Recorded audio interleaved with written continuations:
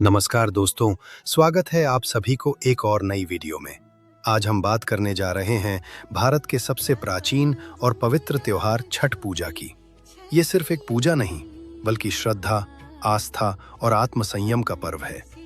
आइए जानते हैं छठ पूजा की पूरी कहानी।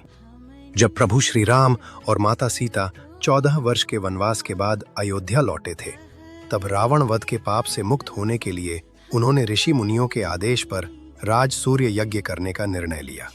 पूजा के लिए उन्होंने मुग्धर ऋषि को आमंत्रित किया।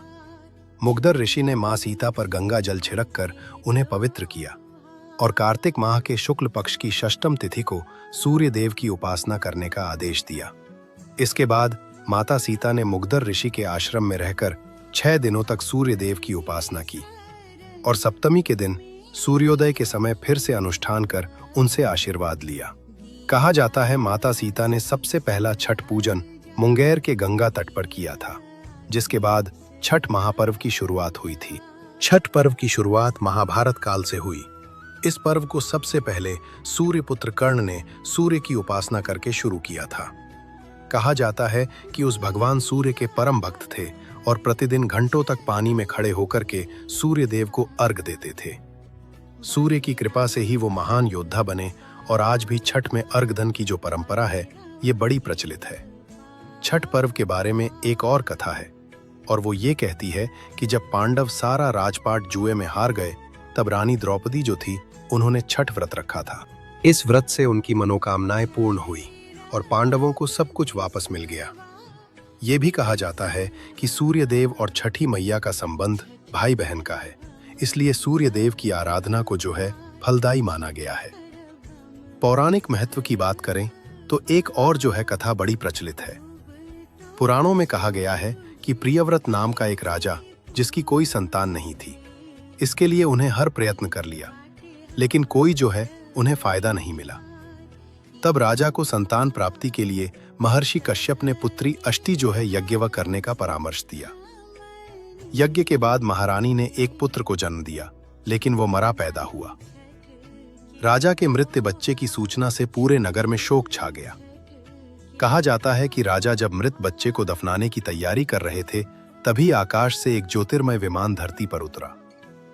इसमें बैठी देवी ने कहा, मैं षष्ठी देवी हूं और विश्व के समस्त बालकों की रक्षिका हूं।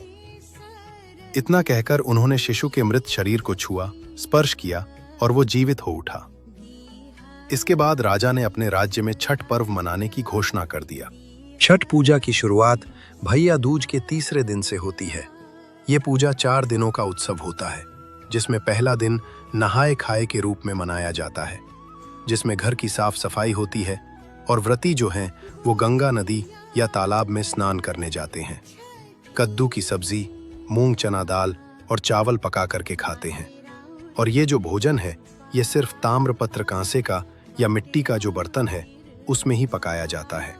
दूसरा दिन जो है उसे खरना कहा जाता है, जब व्रती जो है पूरा दिन उपवास रहते हैं और सूर्यास्त से पहले तक जल ग्रहण नहीं करते। शाम को चावल, गुड़ और गन्ने के रस से खीर बनाकर सूर्य देवता को नैवेद्य जो है अर्पित करते हैं। इसके बाद खीर रोटी का प्रसाद जो है परिवार और मित्रों को वितरित करते हैं। तीसरा दिन जो है वो होता है संध्यार्घ। ये संध्यार्घ का दिन वो है जब व्रती जो है डूबते हुए सूर्य को अर्घ अर्पित करते हैं। इसके लिए बहुत ही स्पेशल प्रसाद बनता है, जैसे कि ठेकुआ चावल के लड्डू ये बनाए जाते हैं और एक स्पेशल बांस की टोकरी में रख करके इन्हें घाट तक लाया जाता है।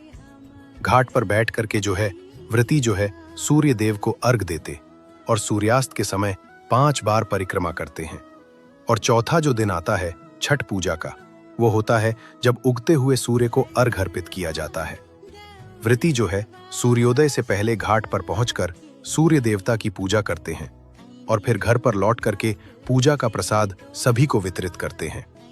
जैसा मैंने बताया था कि माता सीता ने वो सप्तमी के दिन जो है सूर्य भगवान को सूर्योदय के समय जो उनकी उपासना की व्रती जो है, उनके लिए थोड़ा सा ये कठिन व्रत होता है, क्योंकि 4 दिनों तक उपवास रहना होता है, अन्न और जल का त्याग करना होता है, सिर्फ एक बार प्रसाद ग्रहण कर सकते हैं, दिन में सादा भोजन करना होता है, रात में विशेष पूजा प्रसाद होती है और मुख्य रूप से ये जो व्रत है महिलाएं करती हैं, जिन्हें पर्वती कहा जाता है।